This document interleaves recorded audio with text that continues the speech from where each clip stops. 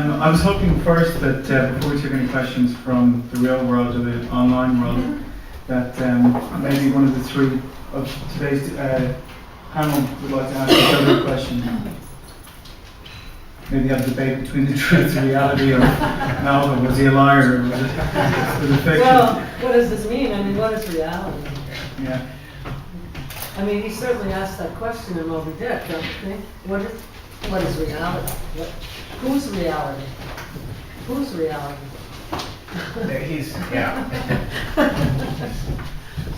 I think very often as a writer, he likes to show off. Oh yes. I mean, to me, reading him, and you're right, any sort of chunk of it can be absolutely great, but he kind of displays his knowledge. And sometimes he does trip up because his knowledge is... Oh, sure, we all do, don't we? Well, that may be because his parents thought he was the dumb and slow one. Right. They thought Gansevoort, who was glib and I think quite an annoying young man in general, the oldest child was the bright one. There's a letter I found working on the biography where Melville is sending little Herman to his wife's brothers for a visit, and he apologizes and says, you know, you'll have to be patient with Herman because he's a little slow. He's not like Gansevoort. I mean, if that's slow, you know, I want to be on the ride.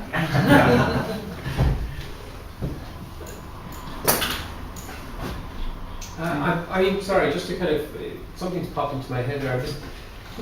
But surely, I mean, whether Melville had experienced the life of a harpooner or a whaler or even any kind of merchant marine, I mean, surely the challenge of all writers is to write something. I mean, to write what you know is easy enough. It's to write what you don't know and write what you've never experienced but want to experience through your writing, and want your reader to experience through reading your writing.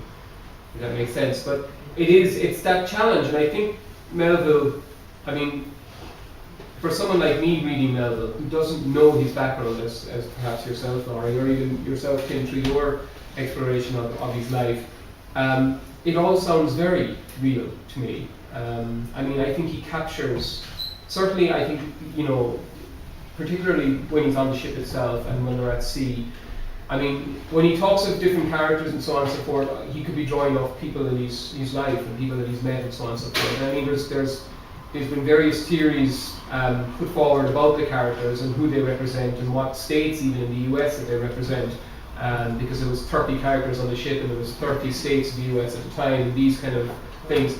But when he describes the action, when he describes life at sea, and when he describes the chase and the hunt, the whale hunt, it's fantastically real, I think. And I think that goes to his strength as a writer. So whether he's actually experienced that or not, I think it's almost secondary. I think it's his ability of a writer that shines through, and it really does for someone who wouldn't know his background. I think Melville, too, as a reader, experience. Some people read books, but they don't really experience them. But through his imagination, I think when he read these accounts, and then, of course, went to sea himself, although there are people who claim that he never went to sea, that he simply plagiarized, you know, made it all up, and then he never even went to sea. But when he read, he even, you know, read things, that became part of his experience, because he had this kind of what Keats would call negative capability. He could sort of osmose into the world of literature, into the world of history, into geography, into the cosmos, Tim, the stars. did you find any evidence of him actually having the United States? I remember being on a boat. No, I think that the biographers have really established that he did travel. What interests me by going and trying to see how much, if you like, reality there was in this myth is that how amongst the whale hunting peoples of the Pacific there are some complete differences. And one of the strange things is, for example, the Western whale hunters always used to be very quiet. You were very quiet when you're rowing up to the whale. You didn't want to spook it, as they say. The last group I went to whale hunt with, and they're the last people who still hunt the sperm whale by hand in Indonesia.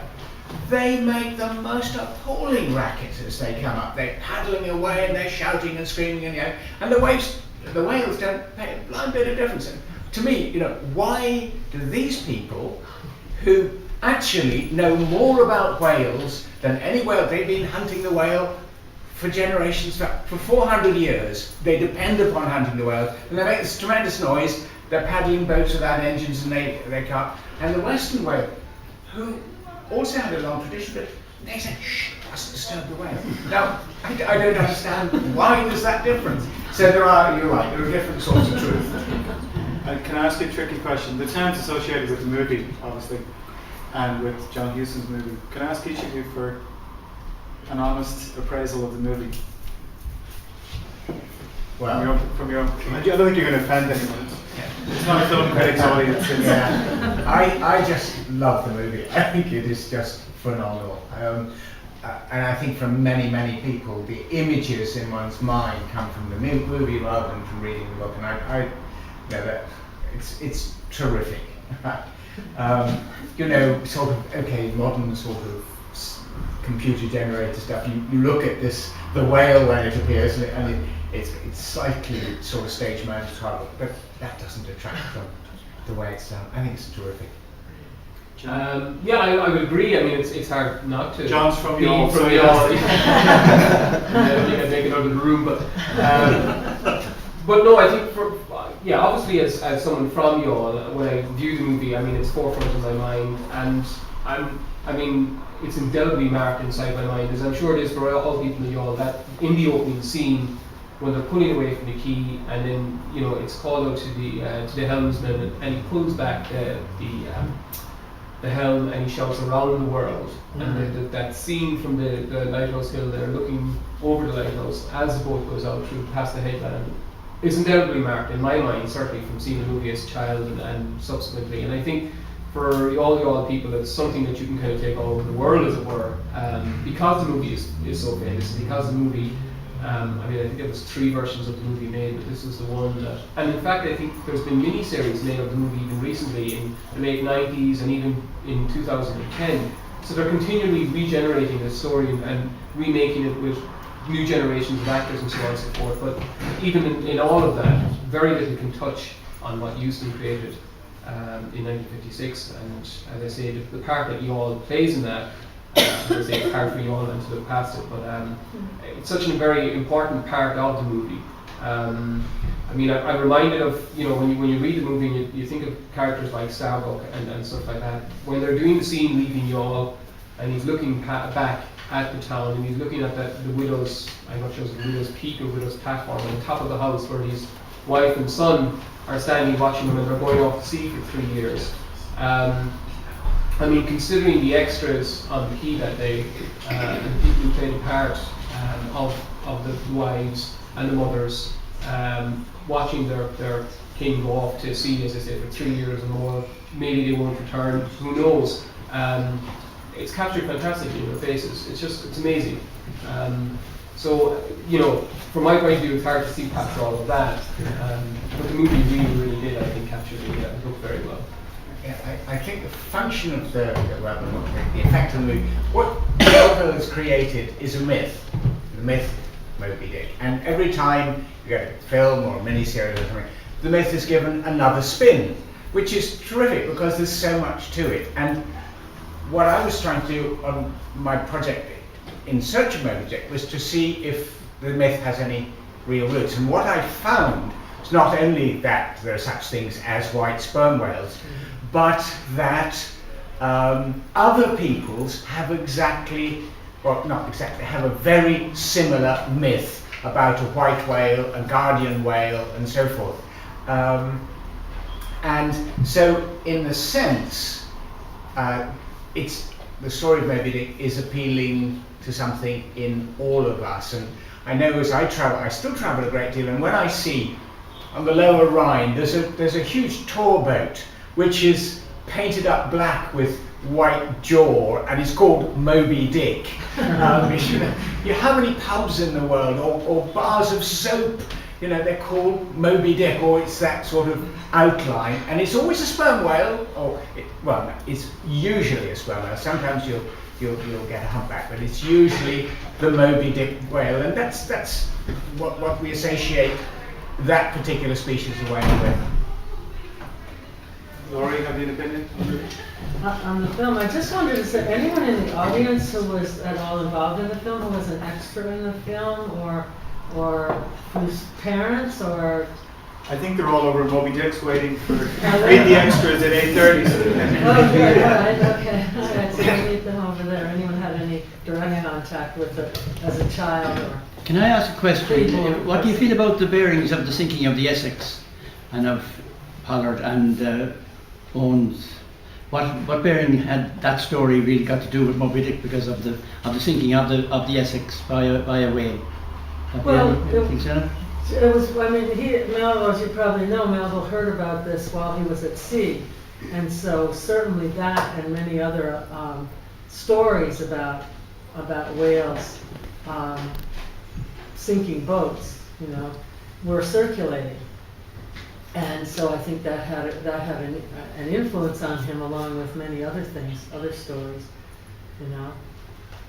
But like it was a true story. It was a true story. Yes. You know what I mean? It was actually based on facts. Where a lot of people might not realise that the original story was based on a fact, you're sinking by a whale. Like it struck the Essex twice. Yes. You know, and like it's just interesting to hear. Like people probably don't realise that there actually is a story behind Moby Dick. Yes, yes, and there were other things certainly. I mean, questions about whether whales. I mean, whales are known to come in to the rescue of people who, as well as to come to the rescue of other whales who are injured or harpooned, and in many cases to come to the rescue of human beings, whales and dolphins. But at the same time, there were instances where whales would butt boats or come up under whaleboats and throw the whole crew. And there are instances that you write about. I've been in a boat Right, that was hit by a whale. where the Yeah, tail yeah, comes down yeah. and smashes the whole thing. Yeah. Now, I mean, the sea is the whale's home.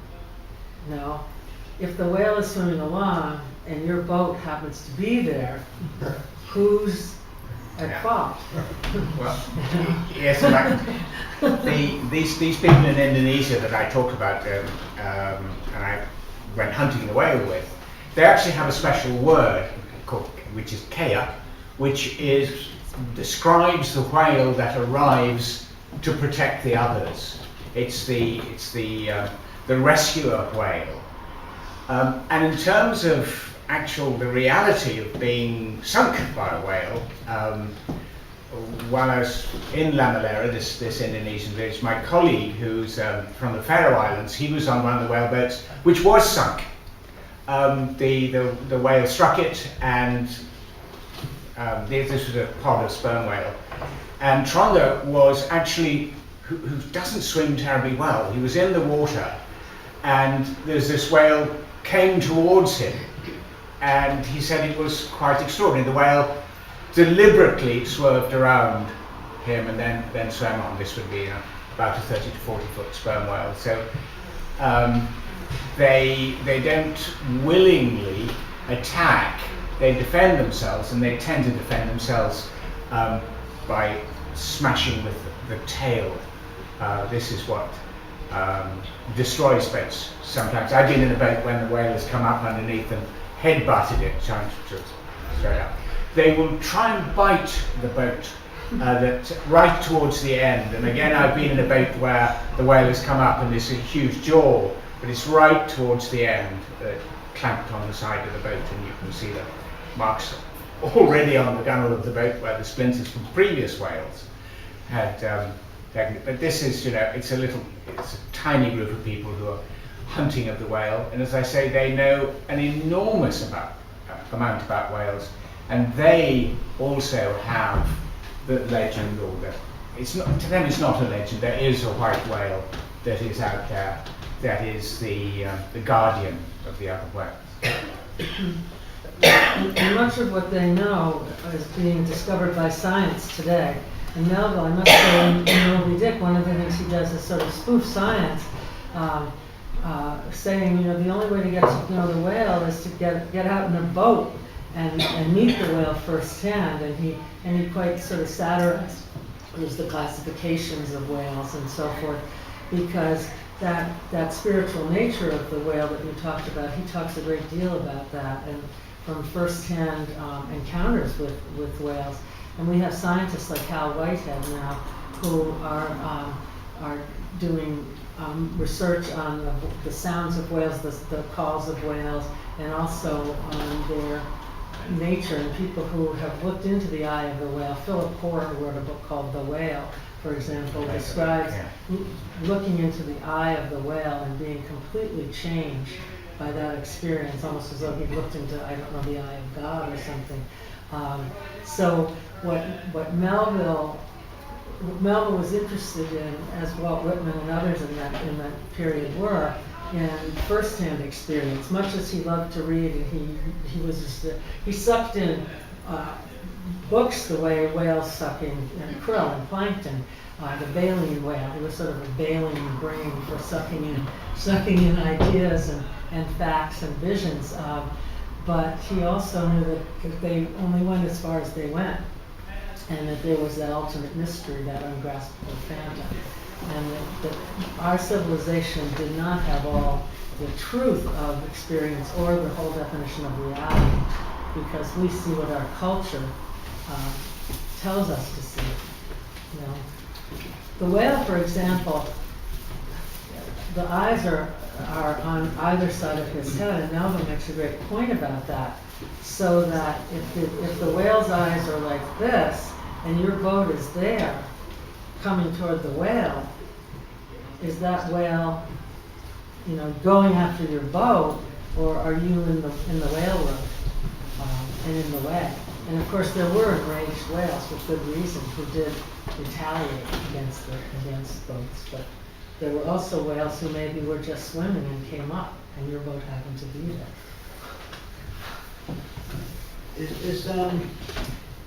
I know they're still relevant in the USA, and a lot of the high schools, kids still study Moby Dick.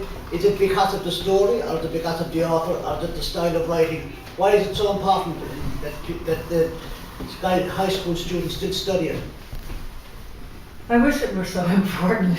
I'm not sure how many high school students today study Moby Dick. Unfortunately, the American school system is over-dependent on textbooks, which to me are like pre-digested food. Somebody pre-digested the information, spit it back, and marketed it in a very big, very glossy, very expensive book, rather than just giving you the story. So I don't know how many people read, I know certainly some do, but I'm afraid maybe some students have read excerpts from the book, maybe got in context, they don't really have the story. A lot of kids in America know Moby Dick through cartoon characters.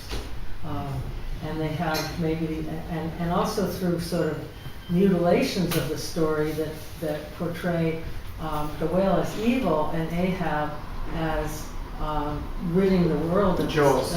Kind of a Jaws thing, exactly. Which is not at all, I think if you've read the book yourself, and read the descriptions of what the whale suffers as he's killed, and how when the whale dies, its heart bursts, and there's agony, he feels an agony. This is in a day when people were still debating whether whales were sentient beings or not, whether animals had feelings and felt pain. There was a day when people thought that human babies, did not feel pain. And that wasn't so long ago. I was talking with somebody, you're shaking your head, do you have an No, I'm agreeing with you, that's because that whole thing of the racism thing is tied up with the fact that they convinced themselves that black people didn't souls. Oh, absolutely. They were human, first of all. Weren't They weren't. But that was the whole imperialist drive, and that's why you have things like calling the ship after a so-called extinct tribe, and you now have the gunship helicopters called after the Blackfeet. Yeah. Well, when did we put the Indian? America put the Indian and the bison on coins when they were pretty much nearly gone. Yeah, I think it's we worth haven't mentioning. put any black people on the coins yet. Or on the dollar bill. Well, they wait till they try and get them extinct. But I think it's worth mentioning too that nowadays the whaling that's done is not near so glamorous as that whaling, we're led to believe, was that a man on the beach. They have these exploding harpoons fired from guns. The most vicious weapon, just tears the soul out of the body and soul out of the whale. We've made great progress in weaponry, In killing, we're good at that. but And apropos fancy reality, there's a lot of gynecologists in this country never had a baby. So I don't think you've got to experience things to be it or do it. true. I'm not sure if I want to finish on the note of gynecologists. I'll debate here now. Do babies have feelings? Yeah, maybe other Do people, adults? maybe people have Exactly. questions, Is anyone a question they'd like to put to the panel? comment. Yeah, I'd just like to ask quickly, Mr. Stack referred to it there on Flory language, and Dr. Lawrence referred to it with intellectual shoulder. But Moby Dick was written today, would it ever see the light of day? I mean, would the editor strike out about the book? I'll just repeat the question, just for the sake of discussion mind. If Moby Dick was written today, do you think it would see the light of day, or do you think it would? Just in reference to what John had said in his opening piece as well.